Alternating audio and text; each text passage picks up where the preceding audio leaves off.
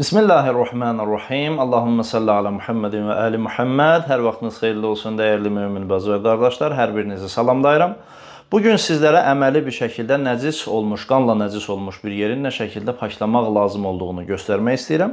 Fərq eləməz, əgər evin hər hansı bir hissəsində, istər taxta olsun, istər parket olsun, istər laminat olsun, istər kafel olsun, əgər bir qan ləkəsi həmin o yerə tökülübsə, məsələn, fərz edək ki, bir qan ləkəsidir, süzülüb bir yerə.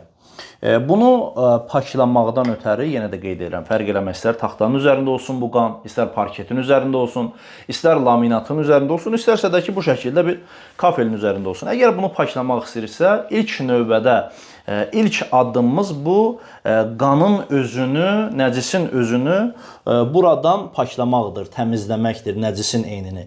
Bir bez parçası ilə, məsələn, fərz edək ki, bir salfetka ilə həmin bu qanın özünü bu yerdən paklayırıq.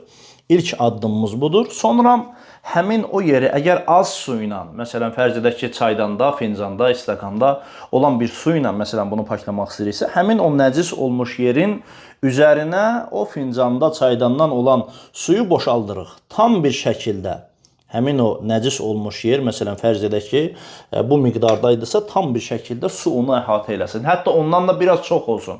Bu cür olduğu təqdirdə həmin o suyu onun üzərinə boşaltdıqdan sonra həmin o suyu eyni ilə bir bez parçası ilə və yaxud da ki, salfetka ilə təmizləyirik, quruluyuruq, aradan qaldırırıq bu şəkildə. Məsələn, fərz edək ki, əgər həmin o tökdüyümüz suyu bir bez parçası ilə qurulasaq, aradan qaldırsaq, həmin yer paklanmış olacaqdır. Əgər yox, biz bu nəcis olmuş bir yeri kürru su ilə, kürrusunun da miqdarı məsələn 384 litrdir. Əgər bir şlanq bu su çəninə birləşibsə, həmin o su ilə təmizləmək istəsək, suyu krantdan açdıqdan sonra həmin o su o miqdarı əhatə eləsə, nəcis olmuş yeri əhatə eləsə, daha onu qurulamağa da ehtiyac yoxdur. Həmin yer paklanmış olacaqdır. Vəssalamu aleykum və rəhmətullah.